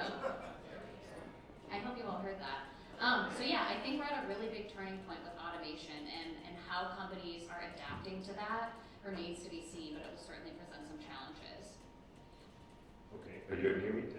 Okay, all right. So Dan, let me ask you, how are supply chain disruptions, labor shortages, and global trade policies impacting operations? Yeah, so There we go, there we go. So, right now, obviously, the hot topic in the industry is tariffs and some of the trade barriers that are happening. One of the challenges that I think probably doesn't get talked about enough with this is how that's kind of creating inventory imbalances across the networks. So people are trying to get very creative in how do they source and how can you get inventory into, realistically into the U.S. as quickly as possible to avoid some of these tariffs. And what's happened is it has put inventory in places that you wouldn't design it by standard inventory practices, but it was ways that we're trying to get around or navigate through the tariff conversations. I think that's going to be interesting to see how that plays out over the next 6 months. Honestly, from my opinion, this is the tariffs and the impact is probably a 3-month hold right now, where we're going to see companies try to not pass those costs on to consumers. The companies that do, I think you're going to end up seeing they'll end up losing market share in their particular industries and their segments. So I think it's going to be really interesting over the next 3 to 6 months to see how that evolves. Right. And Jalen, I know you're living this on a daily basis. So how are supply chain disruptions, labor shortages, and global trade policies impacting operations over there at Lockheed Martin? Yeah, so when it comes to those items, I think one of the big things about our business, specifically in aerospace and defense, is we primarily focus on what we call integration. So a lot of what we do is we receive a bunch of parts and we integrate a system together and we sell it. And so when it comes to tariffs and some of these interruptions and things like that, we're dependent upon our suppliers to go sometimes largely overseas to get the raw materials and the components that make up what we're assembling. And for example, just last week, 4 of my 6 big suppliers hit us with letters saying that due to the tariffs, they want to escalate prices on contracts. Most of the contracts that I'm managing are 3 to 5 year period performance. So to try to escalate that at that time when we're locked in, creates legal disputes and things like that. So what I have to balance is trying to make sure that we're still able to support the businesses, but also work out some of these details. So it's required a lot of partnership and collaboration with the suppliers, but also a lot of talks with legal and things like that to make sure that we're protected, our suppliers are protected, and we can still support the business. So kind of like what Dan was saying, it's going to be a very interesting next 3 to 6 months to see where a lot of this stuff lands. So as Jalen was mentioning, these elements that we're discussing here, these are all challenges in need of someone willing to provide solutions. And so as you listen to what we discussed today, just remember, the more open you are to embracing the challenges, and the more open you are to addressing them, thinking outside of the box, coming up with solutions for tomorrow that may not be with us today, that's going to differentiate you from the competition. Oh, it's not working. I'm sorry. We're working these mic issues. Hello. Okay. All right. Okay. So let's go. We're going to go back to Caitlin here. All right. Tell me about what role does technology, for example, artificial intelligence, automation, blockchain. What roles does technology play in addressing these types of challenges? That's a good question, and I alluded to this earlier, but a lot of the work that I do focuses on automation, and I think a lot of folks don't know this, but there are a number of companies that Pape works closely with who are developing autonomous freight trucks. I know that it's been discussed that there's a large driver shortage in the freight industry. Truck driving is a hard job, and as we move forward, it's going to become harder and harder to fill those roles. Truck driving is also dangerous. Autonomous vehicles don't text and drive, they don't get road rage, they can react immediately to an obstacle in the road. So I think we're going to start seeing more and more of a transformation towards autonomy. And actually in Texas is a really big focus area for autonomous freight because the DOT and the legislature is very friendly to automation, and also it's just a large hub for logistics. So even, I think actually just this month, we are going to start seeing companies, Aurora in particular, Aurora Innovation, pulling drivers from some of their freight routes. So it's exciting to see, and I think automation is really going to help support some of those workforce challenges and also solve some key safety issues on the road. Awesome. Key safety issues on the road, because no one here has road rage, right? No one in here? Okay, just making sure. Jalen, you can pass the mic to Dan. Dan, I'd like you to also address what role do you think technology plays in addressing these challenges? Yes.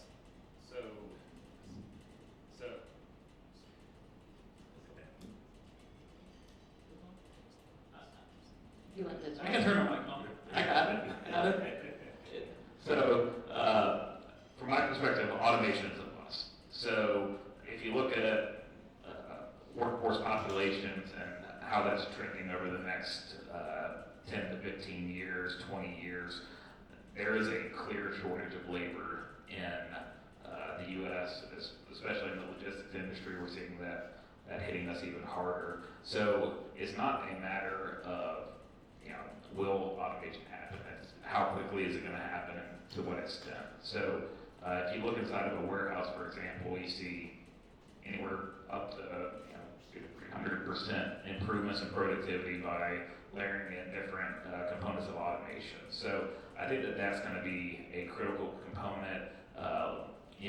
When I say automation inside the warehouse, you're talking about AGVs, automated guided vehicles, automated pick and pack solutions, things that are going to help us eliminate those repetitive tasks. So elimination of travel inside the building, inside the four walls, items like that. The other thing that I think is interesting from an automation or technology perspective is looking at how we're starting to layer in AI into skilled jobs to make them more effective. So for a long time, there's very manual processes of going through and narrowing down to specific KPIs or targets in your trends in your industry and your buildings that took somebody sitting behind the screen and trying to drill these numbers down. Right now, we're really quickly layering in AI to help operators operate at a higher level. So I think that both from an operations perspective on the floor, how we look at our daily interactions with individuals, that's starting to see the impacts of AI, but also in your skilled labor jobs, the things that that we're learning in these logistics programs right now. You're starting to see how AI can be layered into that to help those people be more effective as well. Thank you so much for that insight, Jalen. How can the industry attract and retain skilled workers? Yeah, but I think when it comes to supply chain logistics and attracting skilled workers, I think that we can do better from an industry standpoint is marketing and showcasing to you all. I think sometimes working in supply chain or logistics, whatever flavor we're talking about, there's a certain connotation about being in a warehouse or different things like that. But the biggest thing that I would tell you all as prospects in the industry is logistics and supply chain is a very vast field. There's contracting that goes into that. There's actual transportation logistics. There's supplier relationship management. There's all kind of different avenues you can take. So the biggest thing that I would hope the industry does and that I want to communicate to you all is to know that as you dive into this industry, there's 150 million different routes you can go to. And I think that there's something for everyone who's interested. So I would challenge you all, once you dive in to find what fits you, I think you can make a very, as Mr. Seabrook said earlier, prosperous career out of it, because it's not just one thing. I think for all of us up here, what we do is very different day to day, even though we're in the same field. So I think that's one of the key things to know as far as how we attract top young talent. Can I add to that? Definitely. I think that's a great point, and I think it's on us as an industry to amplify these careers, right? Like in high school and college, I had no idea this field existed. Like if you told me that I was going to be speaking at a logistics conference in 20 years, I would have said no. I'm not. So I think it's on us to hold events like this, be more engaged with the student community, and really talk about the benefits and the value of these careers. And we can also help sort of amplify the new and exciting things that are happening in the industry that might also attract young workers with things like automation and AI that really sort of diversify the work that is available in this industry moving forward. So as Caitlin was advising, as the industry identifies the need to market more of the opportunities out here, the key for you is going to be exposure.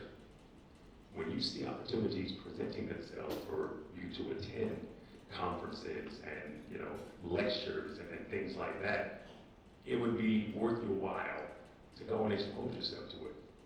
Networking is key. The people that you're sitting in front of today, these are industry leaders that are doing the things that you want to do tomorrow. So I understand that everyone doesn't always have the outgoing personality, but you have to remember one thing. You may be one handshake away from changing your life. And so we want to make sure that that message resonates. And so Dan, what are the biggest growth areas in logistics today? Yeah, so I think everybody sees it, everybody hears about it. And really the shift that we're seeing is into an e-com, final mile, as a huge growth engine in the industry, right? Everybody wants to be able to order something, get it same day, next day now, and the market is, or the industry is responding to that. So from my side, we look mostly on the warehousing component of it. We're getting more customers coming to us looking for space in smaller increments in the region so that they can be closer to their customer base. So it's really changed the way that the industry's set up over the last 5 years, and I think we're going to continue to see that evolution. If you drive down 45, right, you see tons of warehouses down in Lancaster and Hutchins and Wilmer that are these million and a half square foot buildings, and there will still be a need for that, but you're starting to see a whole lot of these 250,000 square foot buildings popping up so that people can get closer to their customers, and within those 250,000 square foot facilities, you might have 5 different customers in those buildings now, whereas 10 years ago that was one customer all day. So we're starting to see that as a huge shift, and I think that's going to be a continued growth engine in the industry, and just being able to really get closer to the customers. Okay. Caitlin, I spoke a little bit about this, but I'd like to have you elaborate on how can young professionals position themselves to take advantage of these emerging trends? I think learning about new technologies and staying curious and staying interested is really key. I think, and I think that's something that can carry you throughout your career. But I always tell people to ask questions and never be afraid to ask questions. I know that can feel scary sometimes, but you never know until you ask, and make connections. Like you said earlier, you're only one handshake away from your next job, and I will say the first handshake is the scariest. After that, it's much easier. You can shake everybody's hand in the room, and it won't feel so hard. So I think it's sort of a muscle that you have to exercise, and it's hard. But putting yourself out there and staying curious, I think, is really important. That was something very important that you said. Can you hear me? Testing. So it's something very important that you said. The first handshake is the scariest. I have been in that situation so many times in my life where that first handshake I shied away from. And now that I'm on the other side of it, I just realized that just getting past that first hurdle could have catapulted me in a lot of different directions. And so, as she said, it takes muscle memory when it comes to these types of skill sets. Never be afraid to introduce yourself to someone, because you never know where that conversation is going to go. And so, Jalen, I'll go to you asking the same question. How can young professionals position themselves to take advantage of emerging trends? Yeah, I would say 2 things. Number one, always be eager to learn and to garner experience. I think when it comes to getting into an industry or getting into your career, the number one driver that I would look for is someone who is adaptable and has a hunger for wanting to learn. I think for anybody in here that's worked in this industry, the only thing that's constant is change. And so that's a very big characteristic is being adaptable and showing that you're willing to adapt as things change. And even since I've been in this industry, what it looks like when I started versus now is tremendously different. And when you all get into this industry, it's going to change even faster because that's got to keep up with the speed of the world. So what was the second part of your question? How can I take advantage of the emerging trends? Yeah, I would go back to what Caitlin and what Rashad said. Seek opportunities, seek relationships. There's going to be ebbs and flows. With interviews, things like that. You'll get selected for things you want. The one thing that I want to really preach to you all is the one that says yes or the opportunity that you get is the only one that actually matters in the grand scheme. So don't be afraid of, if something doesn't go exactly the way you saw fit, or whatever your plan was. Go with, what is accepting to you and what you're interested in, and keep pursuing opportunities. And again, what you'll learn is, once you get those opportunities and you keep going, it kind of just builds from there, and then you're kind of off your way onto your career. So it always starts somewhere. So I want to really piggyback to what Rashad says. That first one is a little bit scary, but once you get past that, it really leads you to a great path going forward. Just to share an anecdote, if I can. A couple months ago, I hired a young woman who was just out of, she had just got her associate's degree. She lives in Iowa. She had no experience in autonomous vehicles or transportation. And I met her at an event like this. And she followed up with me over email. She asked questions. She asked for time on my calendar to talk about the industry and the challenges that I was dealing with. She wanted to know what I did on a day-to-day basis. And it was just, I was so impressed by her willingness to learn and her persistence and her professionalism that even though she doesn't have the industry experience, I can teach her that. Anybody can become an expert on these topics. And so when I'm hiring, what I really look for is the attitude and the willingness to learn and the open-mindedness. I don't know if you heard that, but Caitlin just provided you with a golden gem. She just said, I hired someone from an event just like this. I can go forward, but if you need anything else outside of that, then you'll have to dig a little bit deeper. So let me just say, last question. In one sentence, what is the most important thing professionals should know about navigating these challenges and opportunities in logistics? And feel free to start however you want. I think accepting and embracing the fact that change is inevitable, both from your career standpoint and your professional journey, and then also as an industry. Change is inevitable, and you have to get comfortable with it, and you have to roll with those punches. Okay, Jalen, one sentence. What's the most important thing professionals should know about navigating challenges and opportunities? Be adaptable and build relationships. Dan, we'll let you finish it up. One sentence. All right. So mine is, don't wait for somebody to come to you with an opportunity, right? You've got to create the opportunity. You've got to be willing to step out of your comfort zone, grab projects, come to people with ideas.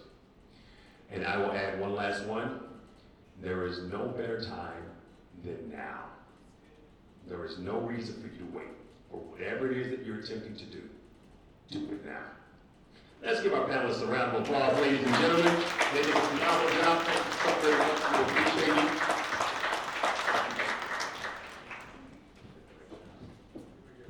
Okay, ladies and gentlemen, I hope you were taking notes and took some advice from that phenomenal panel there. But I can tell you now that, I don't know about you, but I'm a little hungry. Anybody else hungry in the room? Anyone else hungry? Well, it is lunchtime. And so we will go ahead and start serving our lunch. Is the lunch already at the back? Okay, we're going to go by tables. To verify this prepared, and then we're gonna start with that per table. Okay, where's your microphone? Because you... Oh, it doesn't work. There we go. Okay. Go by tables starting at the back. Make sure it's ready, she said. Okay. All right, so do this. Give us about 3 minutes to get this ready. Please feel free, introduce yourselves. You just had a chance to sit down. Now's the time to introduce yourselves to the people at the table. And when you hear me on the mic again, it will be time to go ahead and start grabbing your food. Also, if you were just on that panel, could you come back up here for like 3 seconds? Y'all don't have to pay attention. Okay. Are we starting from the back, Lakeisha? Okay, all right. Go ahead and start your conversations. I'll let you know when to go. Look, man. Oh, we're gonna go in front of this?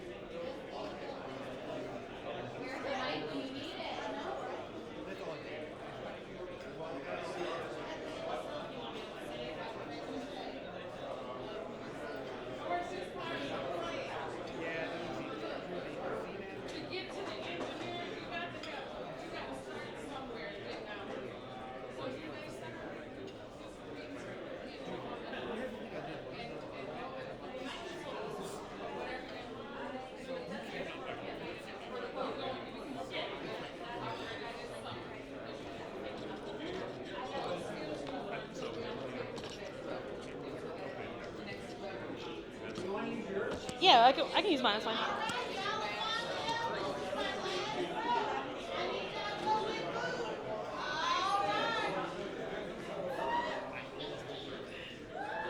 Thanks for having me. Girl, I'm probably gonna leave a little early because I gotta go. We're in session. And they doing so I got an email last night. We got these bills we need to get in because they're going on the floor. We need them by noon today. But I knew that meant they needed them by 8 a.m. It's all good. We've already, I got a team of people to work with. But, I had to come see my beautiful sister who's on a mission. He's so sweet. He's so sweet. Yeah, he's good people. And what's your wife's name? Miss Lisa, that pretty seriously. Yeah, tell. I got some good barbecue back there. I know how to say about that.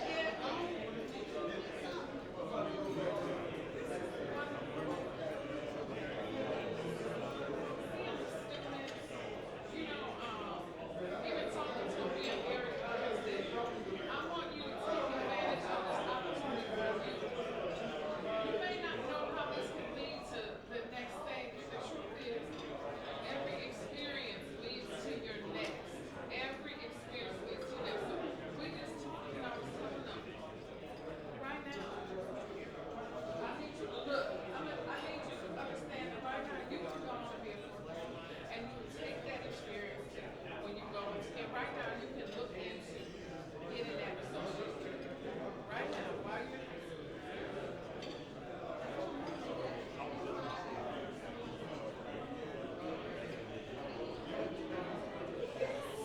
Well, and then this young man said, okay, I do think that being an engineer is a good thing, but right now, my plan, that's my plan A. What about my plan? Yes, let's talk. The plan is first, you're going to get in somewhere, you're going to job. Well, I'm working towards that goal. But it's the short-term goals.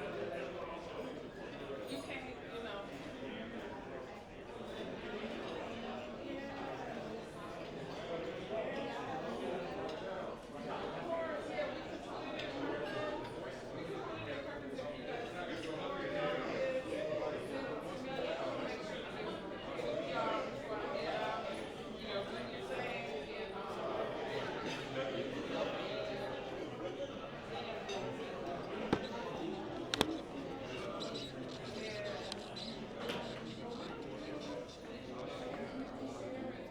I don't know what that is. I don't either.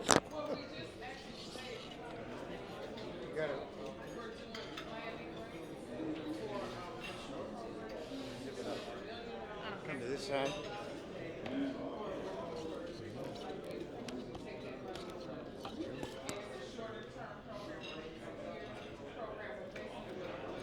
Here we go.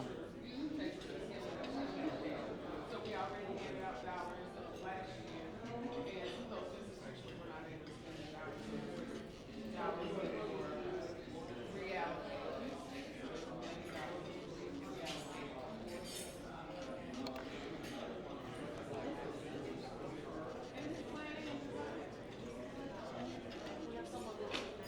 Huh?